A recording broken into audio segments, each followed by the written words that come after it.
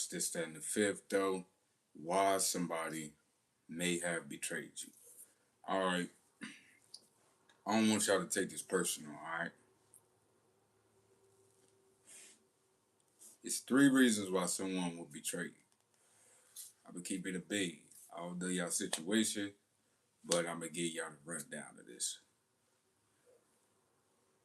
One reason, maybe you've done something to them.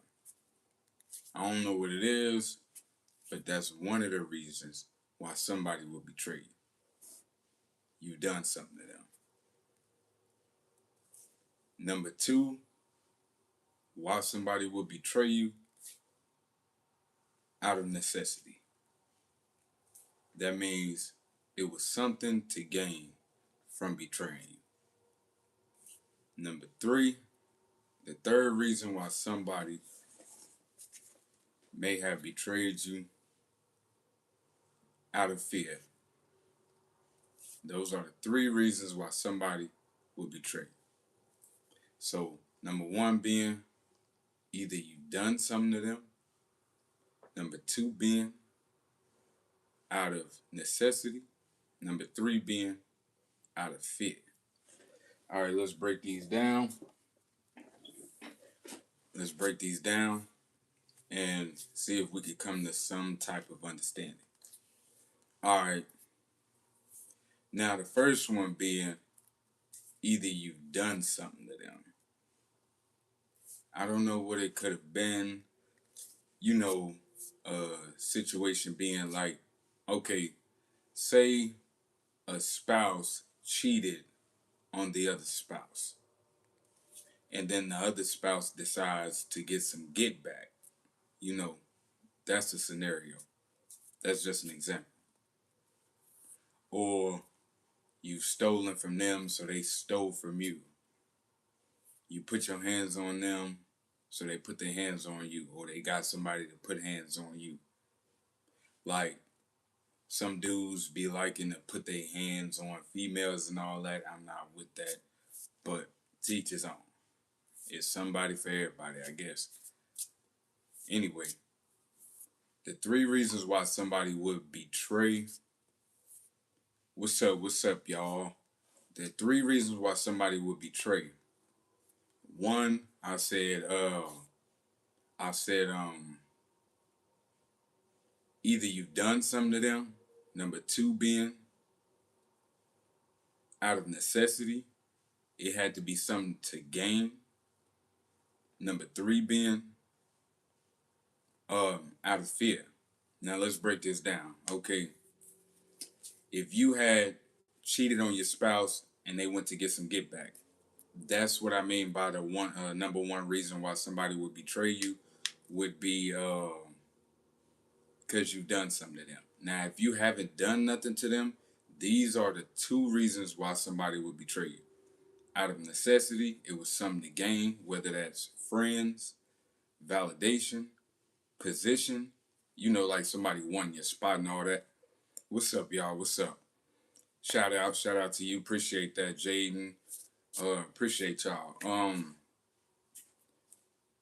Or the third reason being out of fear.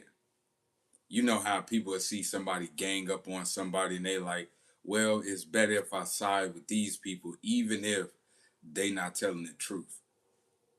But it's better to be on this side than the person. And I'm gonna break this down to y'all. Okay. The third reason is like Peter from the Bible. He betrayed Jesus out of fear. This is one of the reasons why someone would betray you. Now, they walk with Jesus, all that, but when Peter actually seen Jesus go through something, like when people see you go through a tough time, or they see you having trouble with your finances, or, you know, it's difficult to stand on. And this ain't giving them an excuse. This is just me giving y'all the reasons. It's difficult to stand on. You know how Peter was at the Last Supper and he was sitting there like, I would never deny you, Jesus. I would never. And Jesus told him, before the clock strikes midnight, and the crow, before the crow crows 3 times, you will deny me. And he like, you know how people be. They be like, no, no, till the wheels fall off. All this. Oh, I love you, and man, I would never do you like that. You know how people be.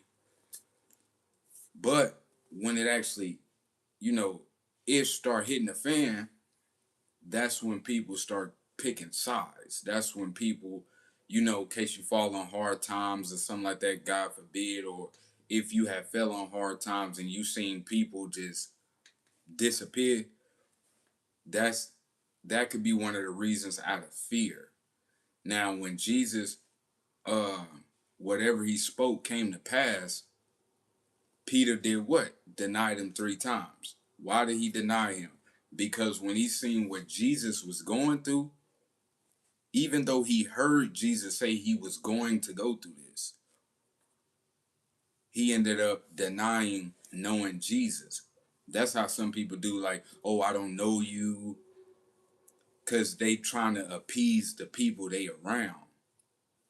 Or they may be dating somebody different or something like that, and all of a sudden they don't know you. And then this person is questioning them like, do you know this person? They talking like they know you, and then this person, nah, I don't know them, and they be in front of everybody. No, I don't know them. I've never met them. I never seen them. That's what Peter did. Out of fear, he betrayed Jesus.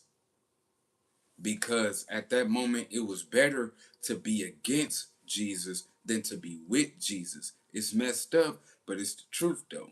So the guilt and the shame that Peter had is what made him, you know, take accountability. And a lot of people don't got this. So I don't want y'all to take this stuff personally. This is just something to keep in the back of your mind. Don't take it personal. Understand it from their point of view. So you don't grow to hate them, but to forgive them for what they did not know. That's just like you fell on hard times, but then you got back on your feet. It ain't supposed to be, oh, remember you did this. Oh, yeah, now you see me. Jesus didn't do that during his resurrection. He didn't say, oh, Peter, remember you denied me. Oh, you did this, you did that. No, Jesus didn't remind people of their shortcomings. He knew why people did what they did. So I'm just letting y'all know why a person may have betrayed you. Now, the other reason would be Judas. Judas betrayed Jesus out of something to gain. Even though it was temporary, like people will betray you for like they want to be you or they want your spot or uh it was something to gain in it. So wave check, what's up? Um it was something to gain. That's another reason why somebody would betray you, because it has to be something to gain. He betrayed Jesus for 30 shekels of silver, right? Money. People betray for money. People betray for status, to be liked, to be approved of. And once they do the betrayal and it's not worth what they thought it was, now they trying to do like Judas. He wanted to give the 30 shekels of silver back, but they didn't want it. They was like, you already betrayed the person. We don't want the money. You already gave us what we wanted. We wanted to destroy this person and you helped us. That's how some people do. They betray, and then that guilt and that shame keep them from taking accountability. And Judas never asked for forgiveness. He never asked for forgiveness, but Peter did. Peter asked for forgiveness. Those are two kinds of people. It's two kinds of people in the world. People that take accountability and people that choose not to take accountability. And then they worry. They live with the worry and the shame and the guilt until it consumes them. In all their relationships, they wondering when somebody gonna do me like this, when somebody gonna come up against me like this, or they might be lying. People who betray, They become suspicious of other people. They think everybody's lying to them. They need constant reassurance. They because of the things they've done. People who don't betray, people who don't betray, they're not worried about if somebody's going to do me wrong. They don't think like that. Why? Because they thinking not out of survival, but out of love. Like Jesus wasn't thinking, "Oh, this person gonna betray me. Somebody might betray me." No, he said, "This person will." Why? Because it's easy to say in the good times who you want to be, but in the tough times, you get to see who your friends are, who really got your back, who believes lies about you. I'd have been through it all. So believe me, I know from experience. It's easy for people to laugh at you. It's easy for people to side with people that's not telling the truth about you. Why? Because it's something to gain at that moment. That's where you got to put them at the Judas side. You got to know where to place people. The Judas side is when people betray you out of necessity, something to gain. They gain some friends, temporary, it's all temporary. Let's keep it a bean. Anything in this life is temporary. But who you are, that lasts forever. You don't hold it against people, but know them when you see them. Know who people are and don't hold it, personally. Trying to get some get back, trying to be petty and all this and that. Forget all that. Because that'll stop your blessings. It's not necessary. They know who they are. They know what they've done. You don't, side note, you don't gotta remind people of what they done. You don't have to. They've been reminding themselves. Like guilt, that's how guilt and shame works. Like, people be wondering why people ghosted them or something like that. That's people that decided not to take accountability. They gonna move on with their life and act like nothing happened. And you just gotta uh forgive them and move on. When people do stuff like that and refuse to take accountability, you gotta put them over in the Judas side. The Judas side being that they know what they've done. But instead of asking for forgiveness or apologizing, they will avoid accountability and then live their lives with the guilt and the shame. Because that's what guilt and shame do. Guilt make you ghost. Shame make you ghost people. Um, a lot of the nonsense, whatever. So Judas decided he wasn't going to take accountability. And when he saw what people had did to Jesus, he knew it wasn't right. That's why when you go through some people know that what they doing is not right. But instead of standing up for you, they will stand against you because at that moment it's something to gain or it's out of fear. They like in the 48 Laws of Power. I remember in the 48 Laws of Power, my personal belief, the 48 Laws of Power is made by a weak person that tries to manipulate people to get what they want. The laws of attraction, I've read them all. The art of war, these are all cowards. I'm just keeping it a bean. This is cowardly. Cowards try to manipulate, scheme, and, plot their way to victory. Genuine people don't have to do that. They get to the top because that's where they were meant to be. But when you see people have gotten some by ill-gotten gains, they keep prospering, they keep prospering, they keep prospering. Because it says in the Bible, these are the ungodly that prosper in the world. They increase in wealth and all of this stuff. So people actually have it backwards. They think that these people are blessed. See, this is how it goes, right? This ain't hating on rich people. This, listen, it depends on how people got their wealth.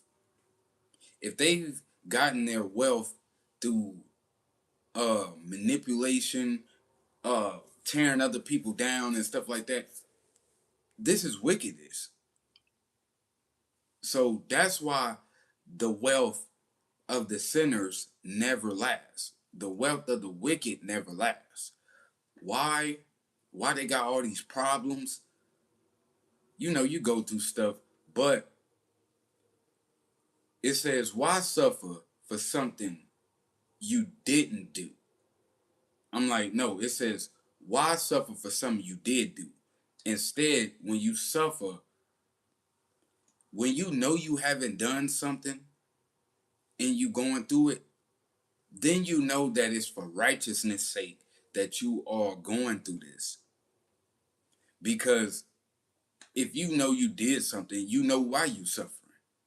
But then when it don't make no sense, then you know that it's for righteousness' sake. And what that means is you suffering on behalf of the Lord. Now, if it don't make sense to y'all, this is how it go, right? If you know you didn't steal something, right? And you get in trouble, you are more at peace than somebody that knows that they've done wrong, than somebody that knows they deserve to be punished.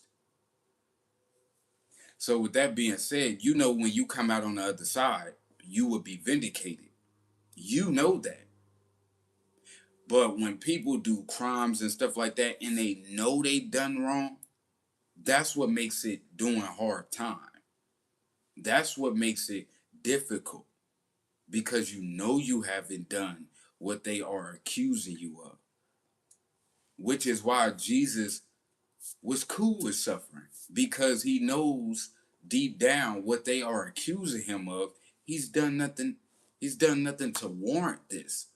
So it makes it a lot easier to go through this, even though it's messed up. He like, I ain't got no reason to lie. I don't have to lie. I don't have an excuse to make because there's no reason for it. So they doing all of this for nothing. And I know I shall be vindicated. That's why it says in the Bible, blessed are ye when others say false things about you. Blessed are ye when people throw salt on your name and say all these bad things about you. Blessed are ye, because they have so persecuted the prophets that were before you. They did this same stuff to people, and they know these people didn't do this stuff. They know these people didn't. Go check your yard, they just stabbed your ties neighbor. Man, listen. Naked I came from my mother's womb, naked I shall leave. Job. I don't take nothing with me out of this world. So if they done did all of that, God bless them. Me personally, I done lost cars and stuff like that. Like, got another one. Like, you don't cling on to anything in this world because nothing belongs to you. Like, I'm just keeping it a bean. Nothing in this world belongs to you. It's no purpose in trying to cling on to this stuff. If you bought a house, say you bought a house, when you pass, you can't take it with you. In the words of a wise man once said, I ain't never seen a U-Haul behind a hearse. Because, you know, people like, oh, when I pass away, put my money in the grave. They're going to take the money out the grave anyway. Like, all the stuff that you've stored up on earth is going to go to somebody else anyway. You may give your kids a house, and they may not want that house. They may want to live somewhere else. They may want to live in another state. So then they'll have to sell that house, and they're going to move on with their life. You may leave your kids a car. They may not want that car. It's millions of cars. That car may break down, God forbid. And like, when by the time they get it or get done using it, then they may want something else, or they may sell that car to get the car that they really want. Because after a while, everything becomes old. They may want an electric car. Like, you know what I'm saying? And that may be a down payment for that car. So that's why I said, store for yourselves not treasures on earth where thieves break in and steal, or where moths and rust destroy. But store up for yourselves treasures in heaven, for where your heart may be, for where, go look it up. For whatever you treasure, your heart may be there also. So this is why it makes passing away so difficult. Side note, I want people to know that. Passing away, it's only sleep. It's only sleep. So while people is sitting here crying and wailing, these people not in pain. They're not in pain.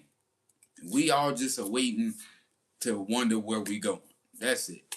If you believe in that sort of thing. So with that being said, if you got two choices how you gonna go out the world, whether doing something right or doing something wrong. So regardless of how, like they say, well, Martin Luther King, he passed away and he was a person of nonviolence and he died in violence. He went out the world doing what was right. So I'm sure a person on death row, they a lot more worried than Martin Luther King is. I'm gonna just keep it a bean. I don't know his sins, but I'm sure a person on death row is far more worried about standing in front of God than Martin Luther King is. So, not that he's better than the other person, because the person on death row could be an all right person, but like it says, not for those, weep not as like the people who have no hope.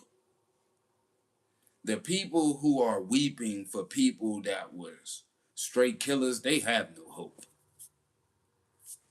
But the people that are weeping for people like, say, God forbid, the people that passed away and they were okay people, you don't supposed to weep as people who like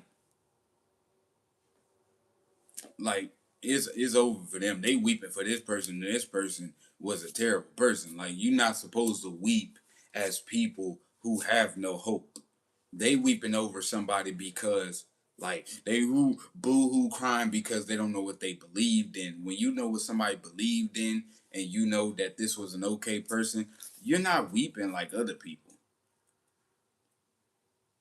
It's not like you weeping over a murderer or a person that was a serial killer. Like, these people have no hope. It's different if somebody changed their life or something like that, chose to change their life. But to move along, back on the subject, people betray sometimes because in that moment it's something to gain. And then the shame keeps them from apologizing. That's what it does. It keeps them from acknowledging it. They like to go on, being like, well, I did what was best for me. That's dodging accountability. Oh, well, let me find something wrong with them and this is why I did it. Let me show people that this is why I did what I did. Let me provoke them, and so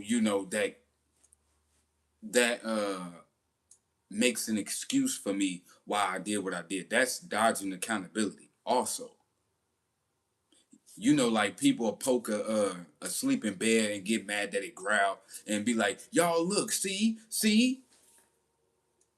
That's people that's dodging accountability. They try to justify why they did what they did. When people mistreat you, they try to justify it to themselves. That's dodging accountability. Why does God give people time?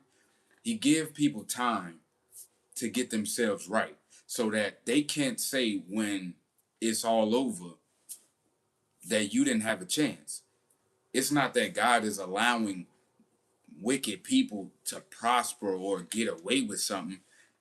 It rains on the just and the unjust. So you ain't gonna treat one kid bad and another kid good. No, you treat them both the same. But if they choose not to get their act together, then that's on them. You know what I'm saying? So when people betray, I want y'all to not take it personal. Like, bro, like, don't take it personal if that's what they chose to do. Bro, like, me, I'd say you don't seek vengeance. None of that. You let them think they got away with whatever. Let them think whatever they want to think, and you just keep building your life. Because the truth is in action. Like, not, oh, I ended up here because, I was right. No. Like, that's not a time because you blessed to put other people down. That's not what God is blessing you for. God blesses you in front of your enemies. I will prepare a table for you in the presence of your enemies. That's called vindication.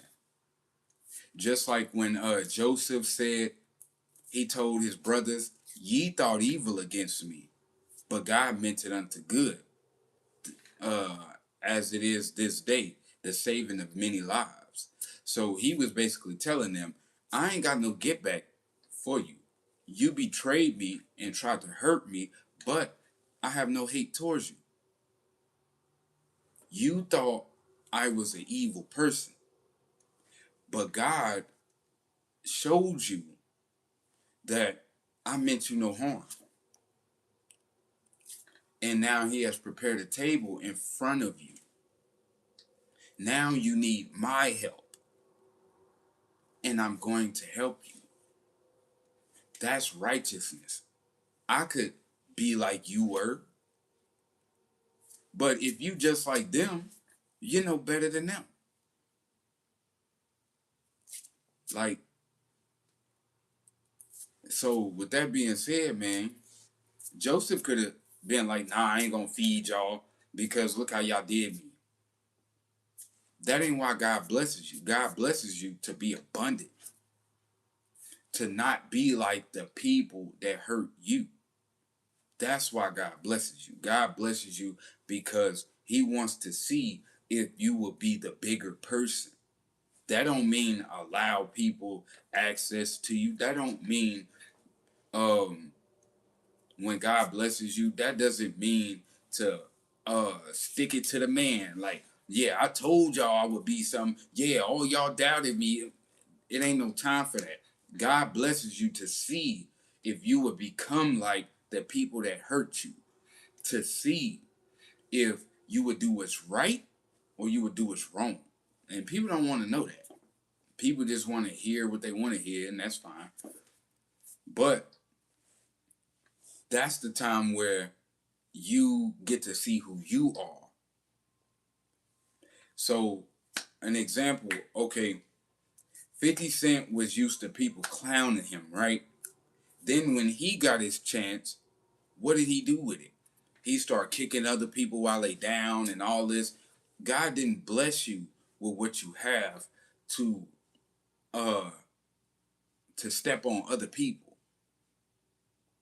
And that's why when these people pass, when wicked people pass away, God forbid, on 50 Cent part, when people pass away, wicked especially, people rejoice. People are glad. But when the righteous pass, people cry. People are sad. People ain't rejoicing when a blessed person passes. When Martin Luther King died, people were weeping. They were weeping like, dang, like that's crazy. Him? Or when Rosa Parks passed, people were sad. When righteous people pass away, people are mourning. They're not boo-hooing. No, they're crying because they know that a righteous person has gone. Not that They are weeping because they don't know where that person's soul is going. They're weeping because they'll miss that person. But when a wicked person passes, everybody rejoices. Everybody parties. Everybody party up. They don't care. They only go to the repast for the food. Some people didn't even come to the funeral. They just went to the repast. That's when a wicked person passes. But when a righteous person passes, people, they celebrate their death. They're not celebrating over their death. It's a difference. I'm just keeping it a bean. So how you choose to go out this world is really on you. You know, when God blesses you, it's on you what you choose to do with those blessings. Oh, well, I ain't gonna show these people no love because I don't like them and this and that. Like, God didn't bless you to become like your enemies. That don't mean you have to allow everybody access. That's where discernment comes in. If I know this person has done me wrong and kept doing me wrong, why would I keep, sharing my blessings with them? Wouldn't it be wiser to share blessings with people that actually need it? Not someone who would willingly keep taking advantage of you. That's not what God gives you those blessings for. Now, what you choose to do with those blessings is on you. But if somebody is mistreating you and they constantly showing you that they don't care about you, your blessings ain't to be shared with them. That's not being cold-hearted. That's wisdom. You know, when people got blessed by Jesus, right? When people got blessed by Jesus, there was 10 people Jesus healed of leprosy, right? And only one came back and thanked him. You didn't see he kept blessing them and kept giving them, kept healing them every time they had an issue or something. No, that's using discernment. If somebody, like say you give a person $5, you gave a person $5, they blow that. They come back, they ask for $10, they blow that. They come back, they ask for $20 now. They blow that. Now they asking you, oh yeah, give me $100, give me $5,000, give me $10,000. When do you put your foot down and say, hold up, where's all the money I gave you? You know what I'm saying? That don't mean be foolish. If you know a person isn't doing right by you and they keep continuously doing that, you're not so. That's why some people don't understand why God closes certain doors. God closes certain doors because some people are using you, not to hurt you. These people ain't left your life because you doing them wrong. They left your life because God blocked it. And he like, no, no more. No more. That's why when you think people turn cold or something like that, they didn't turn cold. God blocked them from your life. Because why? They only come to take. They're not giving anything. They not, it says in the Bible, iron sharpens iron. So if they not reciprocating the love that you are giving, why would God want you to continue to go down that road? He'd rather hurt your heart and save you than for you to be hurt even more and keep getting disappointed by these people. Why would a good God take something away from you? Because it's not good for you. It's what's up, heavenly place. Hello from Texas. Shout out to Texas on me. I know some people down there. When God takes something out of your life, y'all gotta stop looking at it as a punishment. You gotta start looking at it from how God looks at it. Is this good for your life or is this detrimental to your life? If these people keep mistreating you, why would he want that? Would you want that for yours or somebody you love? No. Like, you know, this person keeps cheating on you. You know, this person keeps lying to you. You know, this person keeps using you. You know, this person keeps hurting you. And they keep on and keep on, and they showing you that they don't have no problem with doing that. Why would God want you to continue in that? Like, no. I'd rather hurt your feelings than to hurt your future. Because you don't know what's in your future. You don't know what you will get. And this person that keep trying to sabotage everything you got, they don't pour into you, and all you getting in return is problems. Why would you want that? Oh, but I cared about them, I loved them, but they have to care and love about you also. Ain't you worth that? Jesus Christ literally died on the cross for your sins. Are you not worth more than that? Than being lied to, than being mistreated, than being walked all over, and somebody seeing your kindness as to step on you. They seeing your genuine nature as you gullible, instead of maybe this person really care about me. They not seeing it like that. So why would you expect God to want you to continue down that road when it's not leading nowhere?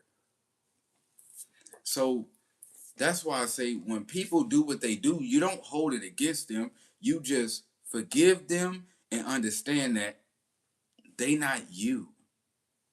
They're not you. You may have treated them with all the respect and stuff like that, but they have to reciprocate that.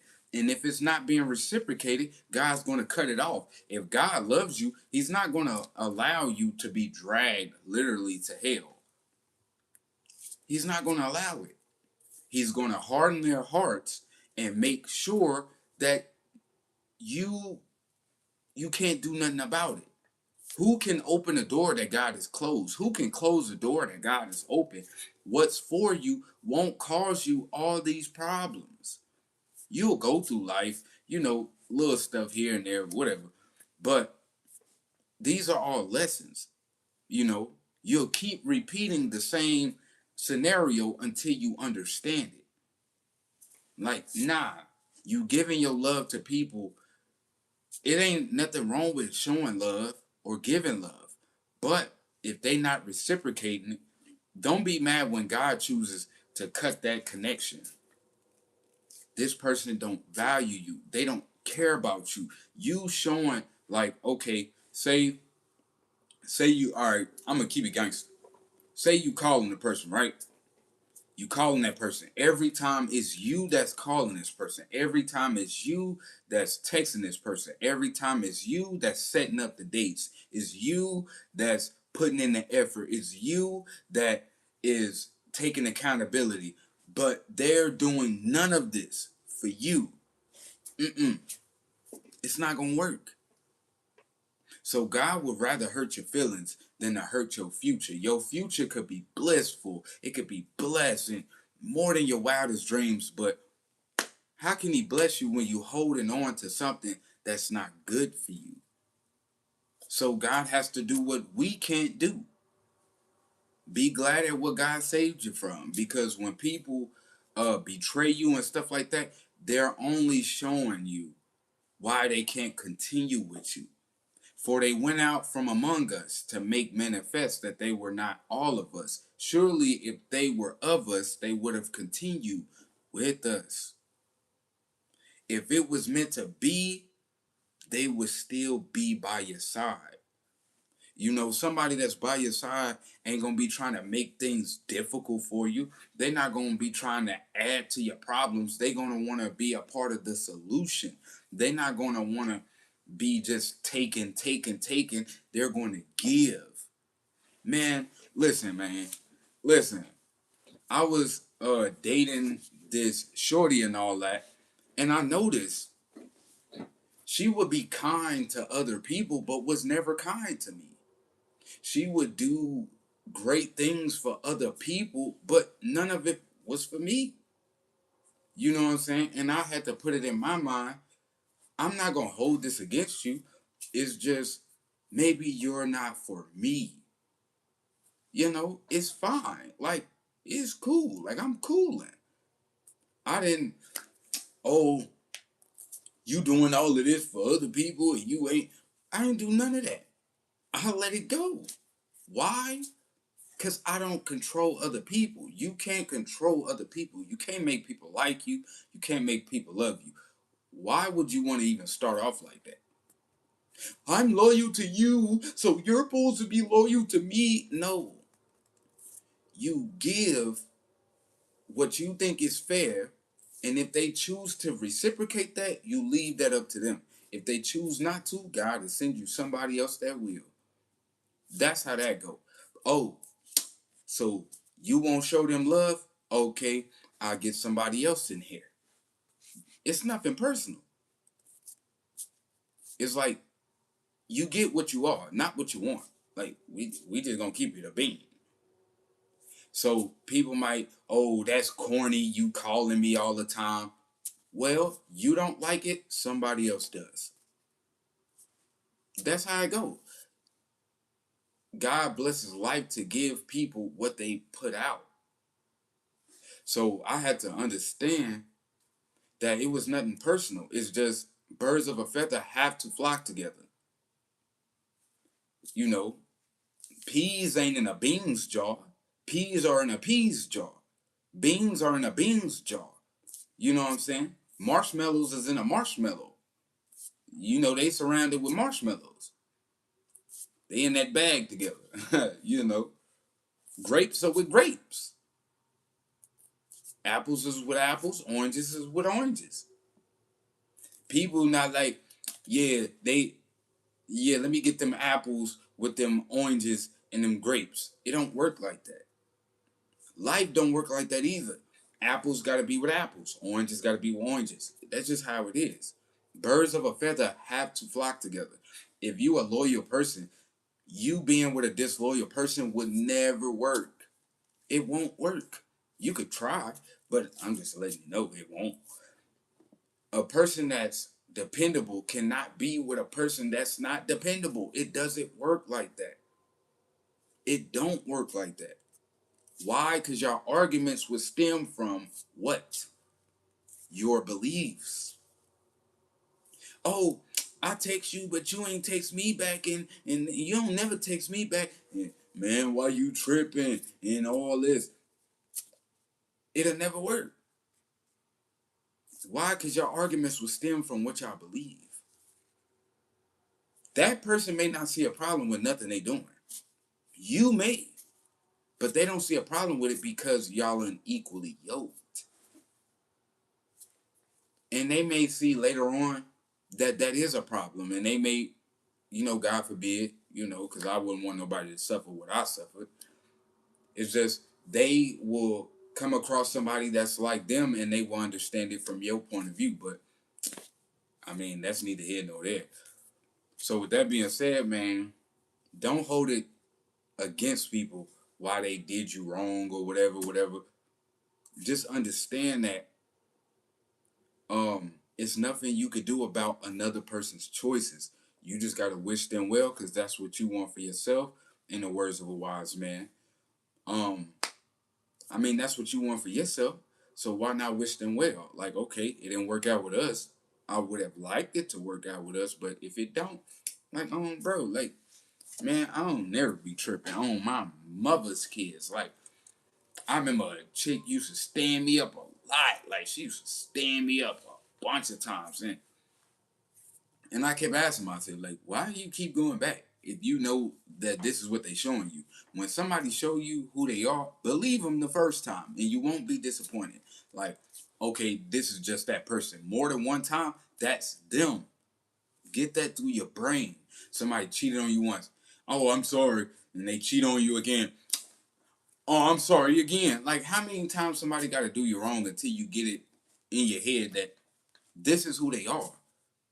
And this is who they choosing to be. It's all a choice. This is who they choosing to be. Now you have a choice also, whether to keep dealing with that or just move on.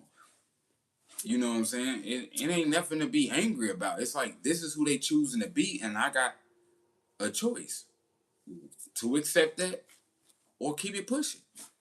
That ain't what I want for my life. And if you don't cut it off by God's love, He like, I'ma cut it off. I'ma cut it off. You don't have the strength to, I do. A person keeps doing you wrong, I got the strength to cut it off. Because it's hurting you. It's not helping you.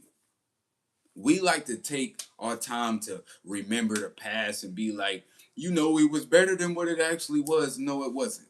It was exactly what it was. Exactly what you saw, that's exactly who they is. That don't mean they can't grow from that. They don't have to continue in that. They don't have to continue to be like that. But why should you waste all your time and all your years hoping that it'll change? All you're gonna be doing is wasting your time.